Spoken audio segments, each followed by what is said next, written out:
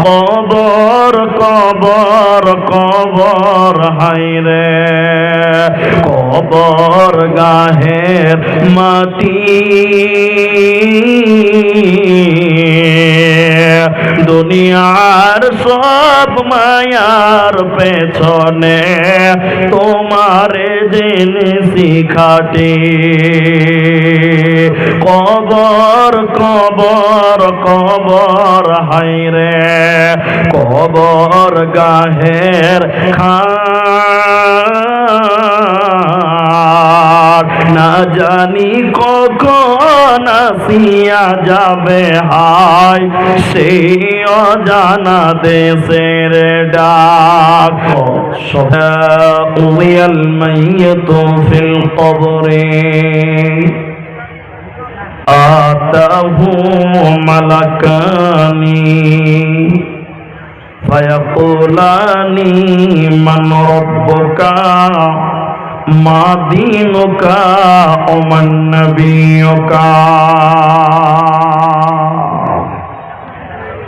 আল্লাহর নবী বলেন যখন কোন মাইয়াতকে কবরে দাফন করা হয় যখন কোন মানুষকে কবরে সমাধি করা হয় আতাহু মালাকানি দুইজন ফেরেশতা তার কাছে আসে ওই দুইজন ফেরেশতা সাধারণ মানুষের মতন চেহারা নয় ওই দুইজন ফেরেশতা অনেক ভয়ঙ্কর ফেরেশতা তাদের চক্ষুগুলো নীল জল জল জল জল করে জ্বলবে এবং তাদের চেহারা হাড়ির কালির মতন কালো কালো কুচকুচে বর্ণের দুইটি ফেরেশতা কবরে আসবে যখন কোন মাইয়াতকে কবরে দাফন করা হয় ওই দুইজন ফেরেশতা এসে বলে ফায়াকুলানি তারা দুইজন তখন বলে মান রব্বুকা বলো তোমার রবকে মা দীনুকা বলো তোমার দিন কি ওয়া মান নাবিয়ুকা বলো তোমার নবীকে প্রতিটি মুসলমানের কবরে তিনটি প্রশ্ন করা হবে আনুষঙ্গিক আরো একটা প্রশ্ন থাকবে ওটা পরে আলোচনা করি আল্লাহর নবী বললেন কবরে মানুষকে যখন সমাধি করা হয় তখন দুইজন ফেরেশতা এসে আপনার বাবাকে উঠাবে আপনাকে উঠাবে যখন আপনাকে ফেরেশতারা উঠাবে তখন আপনি আপনার ভাইয়ের পায়ের আওয়াজ শুনতে পাবেন আপনার আত্মীয় স্বজন যখন হেঁটে যাবে ওদের পায়ের আওয়াজ আপনি শুনতে পাবেন আল্লাহর নবী বলছেন এসে তোমাকে জিজ্ঞাসা করবে তুমি বলো এই লোকটাকে নবীজির কথা কবর জিজ্ঞাসা করবে ফেরেশতারা ইনিকে তুমি বলো ঈমানদার ব্যক্তি তখন বলবে মুমিন লোক বলবে তিনি আল্লাহর বান্দা এবং তার ফেরেশতারা আল্লাহর ফেরেশতারা সঙ্গে সঙ্গে বলবে দেখো জাহান্নাম কেমন দাও দাও দাও দাও করে জ্বলছে জাহান্নাম কত ভয়ঙ্কর দাও দাও করে জ্বলছে এবার ঈমানদার লোক জাহান্নামটা দেখবে মুহূর্তে ফেরেশতারা জাহান্নামটা সরিয়ে দিবে ওই জায়গাতে আল্লাহর ফেরেশতারা জান্নাত নিয়ে আসবে জান্নাত দেখাবার পর ফেরেশতারা বলবে আল্লাহর বান্দা তোমার জন্য জাহান্নাম ছিল যখন তুমি কবরে নবীদের প্রশ্নের উত্তর দিতে পেরেছো নবীজির পরিচয় যখন তুমি কবরে দিতে পেরেছো আল্লাহ তাবারাক ওয়া তাআলা তোমার জাহান্নাম পরিবর্তন করে তোমার জন্য জান্নাতে রেখেছে অতএব শুনে নাও কবরে মানুষকে পরীক্ষা দিতে হয় কবরে পরীক্ষায় যদি পাস না করতে পারা যায় কবরে বাঁচার উপায় রবে না রবে না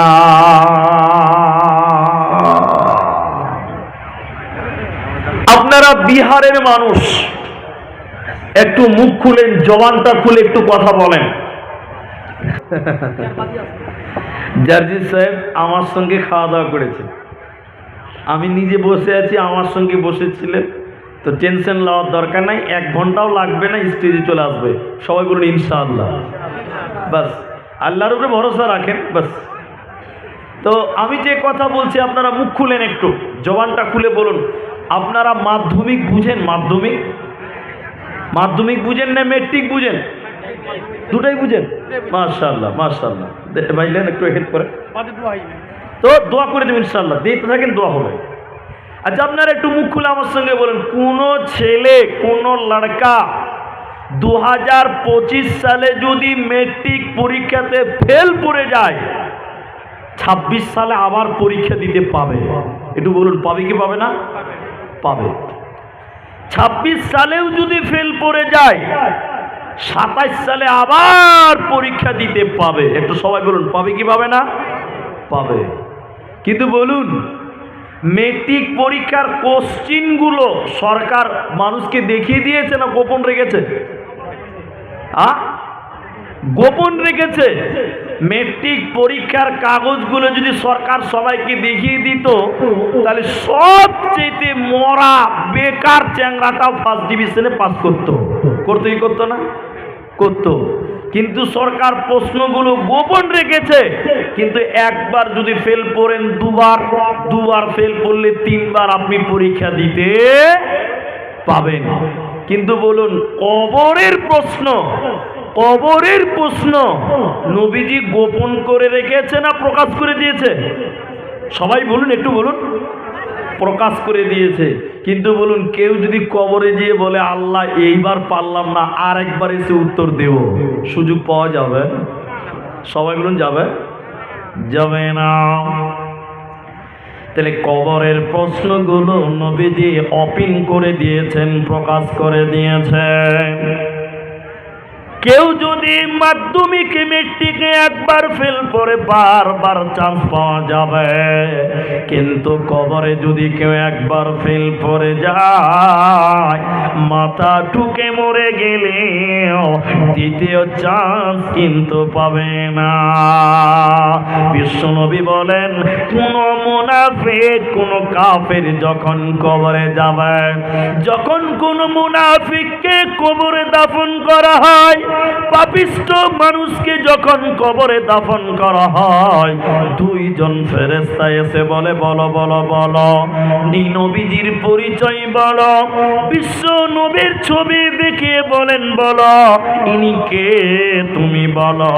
নবীজির পরিচয় জিজ্ঞাসা করে, তুমি বলো। মুনাফিক বলেন, হাইলা আদেরি, আমি কিচ্ছু জানি না। মুনাফিক বলে, আমি নবীজিকে চিনি না, নবীজির পরিচয় আমার জানা নাই, আমি নবীজিকে চিনি না। এবার ফেরেশতারা তখন তাকে বলে, বেনামাজিকে বলে, কাফির মুনাফিককে ফেরেশতারা তখন বলে, কেন তুমি নবীজিকে জানতে পারলে না? কেন তুমি জানলে না? তুমি তো পাগল ছিলে না, তোমার বিবেক ছিল, দুনিয়া বুঝেছিলা, রাজনীতি বুঝেছিলা, সংসার বুঝেছিলা, এত সুন্দর তোমার বেরেন, তাহলে তুমি নবীকে কেন চিনতে পারোনি? তুমি বলো। ফেরেশতারা তারপরে বলবে, বেনামাজির দল, ওরে কাফের ফুজ্জারের দল, কোরআন ঘেটে কেন নবীজির পরিচয় বের করতে পারো নাই? তখন ফেরেশতারা লোহার হাতুড়ি নেবে, লোহার ডান্ডা মেরে মাথাতে মারবে, লোহার ডান্ডা দিয়ে তাকে মাথাতে মারবে। মুনাফিকের মাথা লোহার হাতুড়ি দিয়ে দিয়ে পিটবে। আল্লাহর নবী বলছেন, মুনাফিক তখন কানবে, ওই কাফের কবরে হাউ মাউ করে করে কানবে। ওর কান্নার আওয়াজ তামাম পৃথিবী শুনতে পাবে, কিন্তু শুনতে পাবে না মানুষ এবং জিন। মানুষ এবং জিন মানুষ এবং জিন ব্যতীত তামাম পৃথিবী তার কান্নার আওয়াজ শুনতে পাই মুসলমান। অতএব কবরে মানুষকে কঠিন শাস্তি দেওয়া হয়, কবরে মানুষকে জটিল শাস্তি দেওয়া হয়। এজন্য আল্লাহর নবী বলছেন আখিরাতের প্রথম মঞ্জিল হলো কবর। কেন কবরে শাস্তি দেওয়া হয়? আসমা বিনতে আবু বকর রাদিয়াল্লাহু আনহা তিনি বলছেন বিশ্ব নবী একদিন জুমার দিনে খুতবা দিলেন। আল্লাহর নবী মিম্বারে খুতবা দিলেন। আমরা মুমিন মুমিনারা জুমার খুতবা শুনলাম বিশ্ব নবীর জবানে। আল্লাহর নবী সেদিন কবর সম্পর্কে আলোচনা করছিলেন। কবর, নবীজি কবরের ভয়, কবরের শাস্তি বর্ণনা করছিলেন। এই শাস্তির কথা শুনে মুমিন মুসলমানেরা কবরের ভিতরে হাউ মাউ করে করে কাঁদছিল। হাউ মাউ করে কবরের ভিতরে, কবরের আলোচনা শুনে মুমিন মুসলমানেরা কাঁদছিল। কেন? কারণ কবরে মানুষকে কঠিন শাস্তি দেওয়া হয়। আরেকটা হাদিস আপনাদের শোনাই। হাদিসটির রাবি হযরতে আবু হুরায়রা। নবীজি বললেন, শোনো, যখন কোনো মুসলমান মুমিনকে যখন কবরে রাখা হয়, ফেরেশতারা বলেন, বলো তোমাদের মাঝে একজন নবী পাঠানো হয়েছিল, তিনি কে? তার পরিচয় বলো। মুমিন তখন বলেন, আমি সাক্ষ্য দিচ্ছি তিনি আল্লাহর বান্দা এবং তার রাসূল।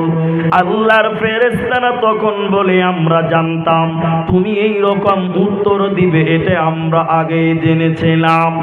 তখন ফেরেশতারা বলবে, আল্লাহ তোমার বান্দা পেরেছে। আল্লাহ তখন কবরটাকে প্রশস্ত করে দেবেন। কবর 3.5 হাত লম্বা, মাত্র 1.5 হাত চওড়া। বিশ্বনবী বলেন, তখন আল্লাহ বলবেন কবরকে, কবর রে তুমি প্রশস্ত হয়ে যাও, চওড়া হয়ে যাও। বলে কত বড় কবর হবে? ওই মুমিনের কবরটাকে আমার আল্লাহ 70 হাত চওড়া করে দিবেন। এরপরে ফেরেশতারা বলবে, আল্লাহর মুমিন বান্দা তুমি ঘুমিয়ে যাও, কবরে তুমি শুয়ে যাও, ঘুমিয়ে যাও। মুমিন বলবে, আমি আমার পরিবারের কাছে যেতে চাই। আল্লাহর ফেরেশতারা বলবে, ঘুমিয়ে যাও, তুমি বাসুর ঘরের মতন ঘুমিয়ে যাও। তোমার সঙ্গে তোমার পরিবারের মোলাকাত হবে, তোমার সঙ্গে তোমার ফ্যামিলির সাক্ষাৎ হবে। আল্লাহর বান্দা ঘুমিয়ে যাও।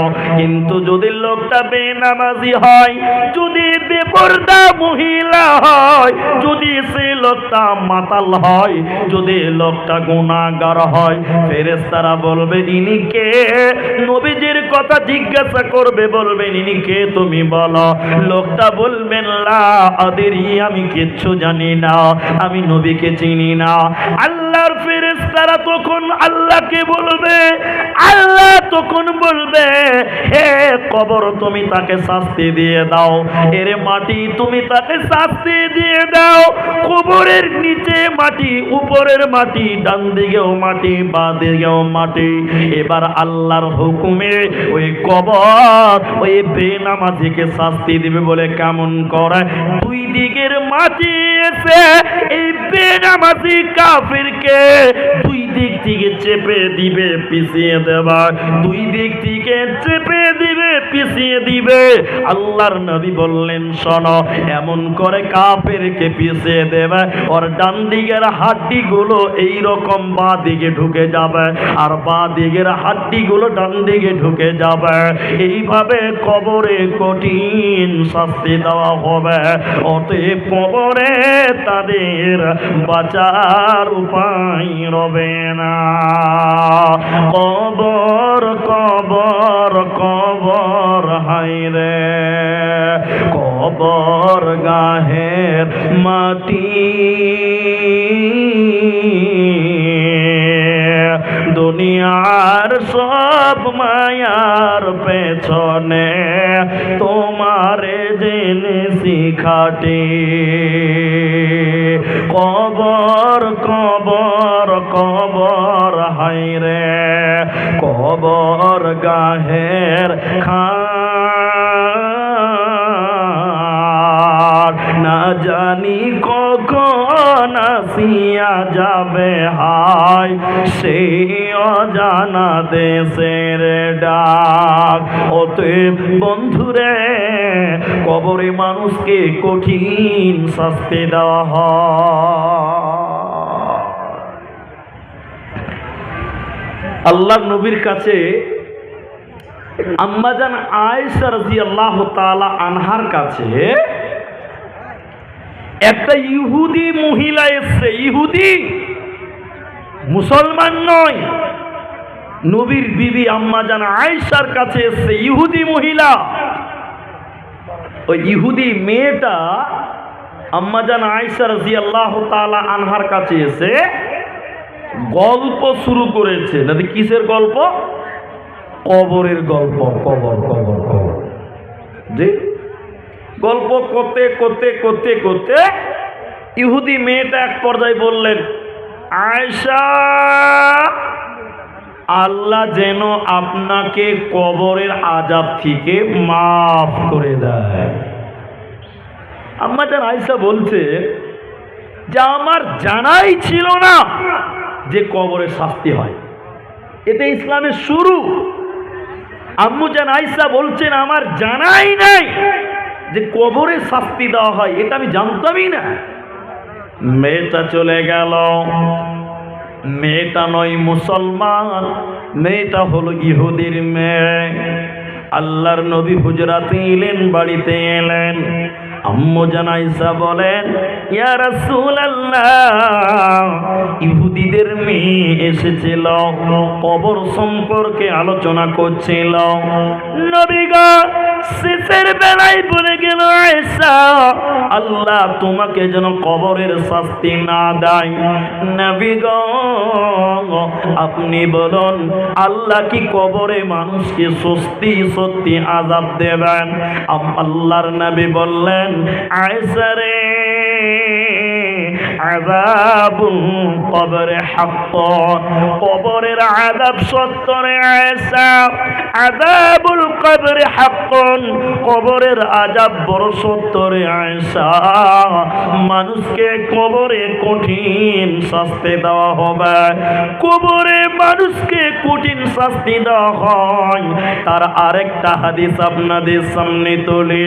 হযরতে যায়েদ বিন সাবিত রাদিয়াল্লাহু তাআলা আনহু তিনি রাবী, তিনি বর্ণনা করেন, নবীজি কোনদিন একটা গাধার উপরে চড়েছিলেন, চেপে যাচ্ছিল কোন জায়গা দিয়ে? নাজ্জার গোত্রের কোন একটা বাগান দিয়ে। নবীজি গাধার উপরে বসেছিল, গাধা নবীজিকে নিয়ে যাচ্ছিল। হঠাৎ করে কোন এক বাগানের ভিতরে গাধাটা এত জোরে লাফাতে লাগলেন, এত জোরে লাফাতে লাগলেন। আল্লাহর নবী বলছেন, আমার মনে হলো গাধা বোধহয় তার পিঠি থেকে আমাকে নামিয়ে দেবে। আমি গাধার পিঠ থেকে নামলাম, নেমে দেখলাম ওই গাধার পিঠ থেকে নেমে আমি দেখলাম 5টা কিংবা 6খানা কবর, 5টা অথবা 6টা কবর। আল্লাহর নবী বললেন, ওখানকার লোকদেরকে বলছে, বলো বলো এই যে 5টা কবর 6টা কবর এরা কেমন মানুষ ছিল, কি অবস্থায় তারা মারা গেছে, তাদের অবস্থা কেমন ছিল বলো। একজন লোক বলেন, ইয়া রাসূলুল্লাহ, যে কবরগুলো আপনি দেখছেন আল্লাহর নবী গো, এই কবরগুলো মুশরিকদের কবর, এই কবরগুলো কাফের মুশরিকদের কবর, ঈমানদার ব্যক্তিদের কবর এইগুলো নয়। আল্লাহর নবী ভারাক্রান্ত হৃদয় নিয়ে বললেন, হে সাহাবীরা, আমি আল্লাহর নবী, আল্লাহ আমাকে শোনাই, আমাকে জানাই, তোমরা নবী নাও, তোমরা জানো না কবরে মানুষকে কঠিন শাস্তি দেওয়া হয়, কবরে মানুষকে কঠিন বিপদে ফেলা হয়। আমি আল্লাহর নবী আল্লাহকে দোয়া করে দিতাম, আমার মন চাই যে আমি আল্লাহকে দোয়া করে দিই, আল্লাহ তুমি আমার উম্মত উম্মতিকে কবরের শাস্তি শুনিয়ে দাও। কিন্তু নবী গো, আমি আল্লাহর নবী কেন আল্লাহকে দোয়া করছি না? নবী বলছেন, আমার ভয় হয় মানুষেরা যদি কবরের আযাব শুনতে পায়, মানুষেরা যদি কবরের শাস্তি শুনতে পায়, কেউ তার নিজের বাবাকে কবরে রাখবে না। মানুষ যদি কবরের আযাব শুনতে পায়, কেউ তার আব্বাকে কবরে দাফন করবে না, কেউ তার আব্বাকে দাফন করবে না, কেউ তার নিজের মাকে কবর দেবে না। এই ভয়ের কারণে আমি আল্লাহর নবী দোয়া করছি না, না হলে আমি দোয়া করে দিতাম, আল্লাহ তুমি উম্মতকে কবরের আযাব শুনিয়ে দাও। আসসালামু আলাইকুম। কমিটির কাছে আহ্বান যে আপনারা চাদর পাঠান ভিতরে, পুরুষদের প্যান্ডালের ভিতরে একটা চাদর পাঠান কমিটির তরফ থেকে, আর মহিলা প্যান্ডাল একটা চাদর পাঠান। তো আল্লাহ নবী এই জন্য দোয়া করলেন না যে কেন, যে মানুষ যদি কবরে আযাব শুনতে পায়, কেউ নিজের বাবাকে কবরে রাখবে না, ভয়ে কবর দেওয়া বাদ দিয়ে দিত, ছেড়ে দিত। হাজি ভাই, আপনাদের কোরআন কত দান করছে জি? আল্লাহু আকবার। হাজি আল্লাহ দেখ, তো আমি আপনাদের কাছে দোয়া করি, শেষের বেলায় একটা মাত্র হাদিস আপনাদের শোনাবো। মাদ্রাসার জালসা ওই দিকে একটু নজর দিতে হবে, কারণ জার্জিস সিরাজি হাফেজাহুল্লাহ তিনি আসবেন, তার কাছ থেকে আমরা সবাই বক্তব্য শুনবো, বলুন ইনশাআল্লাহ। তিনি আরাম করছেন, রেডি হয়ে যাচ্ছেন, কিছুক্ষণের মধ্যে স্টেজ তাশরীফ দেবেন ইনশাআল্লাহ। এই জন্য আপনাদের একটা হাদিস শোনাই, কবরে যত শাস্তির কথা শুনবেন ঘন্টার ঘন্টা লাগবে, অন্য কোনো দিন শোনাবো ইনশাআল্লাহ, সময় সাথ দিচ্ছে না। শুধু বলে দিচ্ছি, কবরে আযাব হবে না কার, কবরে শাস্তি হবে না কার, এই মর্মে দুটি হাদিস শোনাই। এক, কেউ যদি জুমার দিনে মারা যায় অথবা জুমার রাতে মারা যায়, বিশ্ব নবী বলছেন ওই লোকের কবরে শাস্তি হবে না, বলুন সুবহানাল্লাহ। কিন্তু শর্ত আছে, একটা কিন্তু আছে, তবে আছে, শুধু জুমার দিন মরলেই হবে না, ইমানদার হয়ে মরতে হবে, তাহলে কবরে শাস্তি হবে না। সারা জীবন নামাজ পড়ে না, দারু পান করে সারা জীবন, ওই লোক জুমার দিন মরলে যদি কবরে শাস্তি না হয়, তাহলে আমরা মুলবিরা সারাদিন করে দোয়া করতাম, আল্লাহ জুমার দিন মরণ দাও। ঠিক বললাম না ভুল বললাম বলেন? জি না, ঈমান থাকতে হবে, আল্লাহর উপরে পূর্ণাঙ্গ বিশ্বাস রাখতে হবে, খাইরিহি ওয়া শাররিহি মিনাল্লাহি তাআলা, ভালো মন্দর মালিক আল্লাহকে মানতে হবে। এইরকম ঈমানদার যদি জুমার দিনে অথবা জুমার রাতে মারা যায়, আল্লাহর নবী বলছেন ওর কবরে কোনো শাস্তি হবে না। আরেকবার বলুন সুবহানাল্লাহ।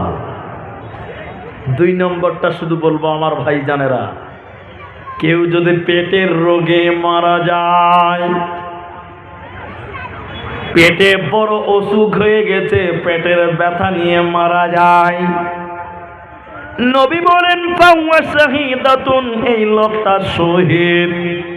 আর শহীদ ব্যক্তিদের কবরে কোনো শাস্তি হবে না। যে আল্লাহর রাস্তায় জীবন দিয়ে দিয়েছে এই লোকটাকে শহীদ বলা হয়। শহীদের কোনো বিচার নাই, লা হিসাবা, ওর কোনো হিসাব লাগবে না, বিনা হিসাবে জান্নাত যাবে। শহীদ কারা শুনে লাও, জিহাদের ময়দানে যারা শহীদ হয়েছে ওরা হলো শহীদ। আগুনে পুড়ে মারা গেল যারা তারা হলো শহীদ। অ্যাক্সিডেন্টে মারা গেল যারা তারা হলো শহীদ। পানিতে ডুবে মারা গেল যারা তারা হলো শহীদ। আপনার পেটের বড় ব্যথা যন্ত্রণা নিয়ে যদি কেউ মারা যায় এই লোকটা শহীদ বলে গণ্য হবে। শুধু তাই নয়, আল্লাহর নবী বললেন শুনে নাও, কোন মহিলা কোন মা বাচ্চা প্রসব হওয়ার সময় ডেলিভারির সময় যদি কোনো মা বাচ্চা যন্ত্রণার বাচ্চা ডেলিভারির যন্ত্রণায় মারা যায় এই মহিলাটাকেও শহীদের মর্যাদা দেওয়া হবে। আর আল্লাহর নবী বলেন যারা শহীদ হবে রে ওদের কবরে কোনো আযাব হবে না, ওদের কবরে কোনো শাস্তি হবে না। শুধুমাত্র বিশ্বাস রাখতে হবে, আল্লাহর উপরে ঈমান রাখতে হবে। আমার ভাইরা, আমার মায়েরা, কবর সাব্বিচ্চুর ঘর, কবর সাব্বিচ্চুর ঘর। আমি শুধু এইটুকুই বলে আজকে একটু দোয়া করব। আপনারা যারা আছেন, অনেকের মা সেই কবরে চলে গেছেন, অনেকের বাবা যান আব্বা যান কবরে শুয়ে আছে, অনেকের দাদা দাদি নানা নানি তারা আজকে কবরে শুয়ে আছে। যেই কবরে কোনো দরজা নাই, যেই কবরে কোনো জানালা নাই, যে কবরে কোনো বিছানা নাই, যেই কবরে সাব্বিচ্চুর ঘর। আল্লাহর নবী বলছেন আল মাইয়িতু কাল গরীব, মানুষ যখন মরে যায় মানুষ পথিক হয়ে যায়। আপনার বাবা মারা গেছে, আপনার দিকে তাকিয়ে আছে যে কিবালার জালসা, আজকে আমার ছেলে আমার জন্য দান করবে। আপনার মা মারা গেছে, আজকে আপনার জন্য তাকিয়ে থাকবে। আপনার আপনজন মারা গেছে, নবী বলছেন আল মাইয়িতু কাল গরীব, মানুষ মরে গেলে রাস্তার পথিকের মতন তাকিয়ে থাকে যে আমার আত্মীয় স্বজন আমার ছেলে মেয়েরা দান করবে। আমি তাই আজকে বলতে চাই এই মাদ্রাসার জন্য হাজার হাজার শত শত মানুষ আপনারা এসেছেন, আমি একজন একজন করে আমি একটু করে দোয়া করব, একটা করে দান আজকে নিব আপনাদের এই মাদ্রাসার জন্য। এমন একজন মানুষ এখানে অনেক টাকা দেওয়ার মতন আছেন, 1 লক্ষ টাকা, 50,000 টাকা, 20,000 টাকা, 10,000 টাকা, 5,000 টাকা, 1,000 টাকা, বিভিন্ন দেনেওয়ালা লোক, বিভিন্ন রকম মানুষ এখানে আছেন।